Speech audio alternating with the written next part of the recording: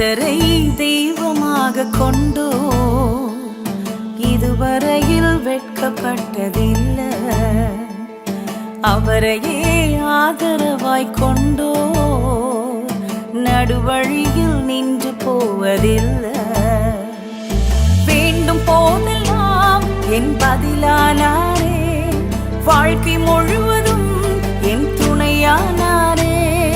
ஜெபிக்கும் போதெல்லாம் என் பதிலானாரே, வாழ்க்கை முழுவதும் என் துணையானாரே. ஆராதிப்போமே அவரை.